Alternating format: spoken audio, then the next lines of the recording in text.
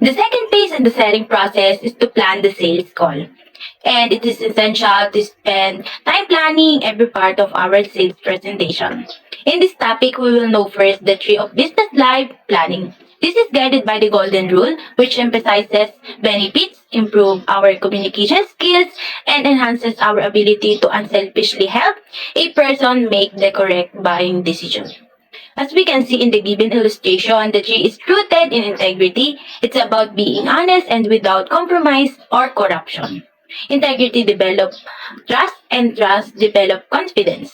The trust form of the attribute is often referred to as character. This tree is framed by ethics and service that build true relationship. The letter T inside stands for truth or the facts needed to an ethical or moral decision.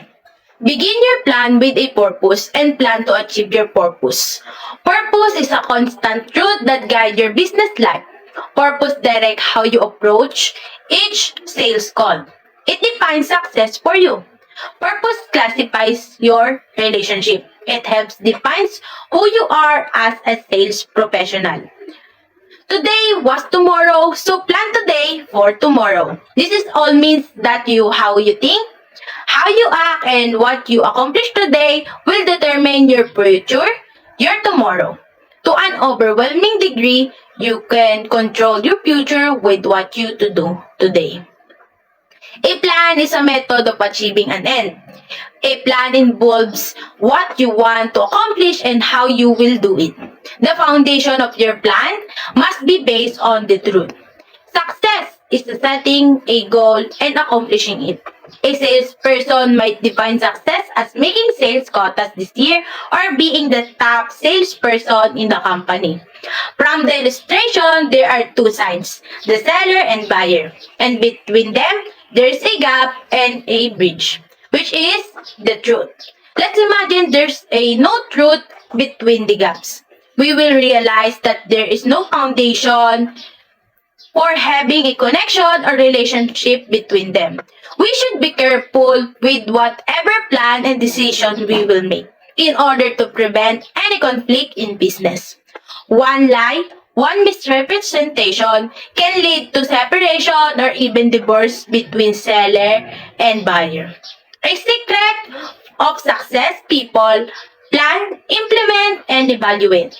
Once the prospect has been located or the salesperson determines which customer to call on, the salesperson is ready to plan the sales call. Planning is often referred to as pre-approach, and in this report, we will discuss the many aspects of planning a sales call. The graph shows that in strategic needs, it is an fundamental requirements or objective vital for long-term progress towards specific goals or targets. Next is in creative solution. It is an imaginative approaches or idea used to tackle problems or challenges in a unique and conventional manner. Last is in mutually beneficial agreements. It is an agreement where all involved parties gain advantage, ensuring that each party's needs and interests are met, creating a win-win situation for everyone is involved. This exhibit 8.3 illustrates a specific framework or diagram detailing how a company manage and develop relationship with its customer to achieve strategic objectives and improve overall business performance. Reason for planning the sales call. First is build self-confidence. In planning a sales call, instill confidence in the salesperson through preparation and knowledge. Next is develop an atmosphere of goodwill. By fosters a positive relationship and trust between the salesperson and the potential customer, creating an environment of goodwill. Next is create professionalism. In well-planned calls, exhibit professionalism in approach. We need communication and understanding to enhancing credibility. Last is increase sales. Effective planning directly contribute to the likelihood of increased sales by addressing customer needs and presenting solutions. Element of sales call planning. The core components of sales call planning is determining the call sales objective, developing or reviewing the customer's profile, developing a customer benefit plan, and developing the individual sales presentation based on the sales call objective Customer profile and customer benefit plan always have a sales call objective because it is impossible to make a sales call without a sales call objective in mind. The pre-call objective, this is because whether you regard it as a work of art or not, science, the discipline of selling, start with setting a pre-call objective. Focus and flexibility. As a professional sales representative, they must move their clients towards the goal which is determined. Making the goal specific. We should make our goal specific to be more efficient. These questions can help us because the more specific the objective, the better. Like, what need of this prospect can I serve? Which good or service is best for this account? How large an order should I suggest?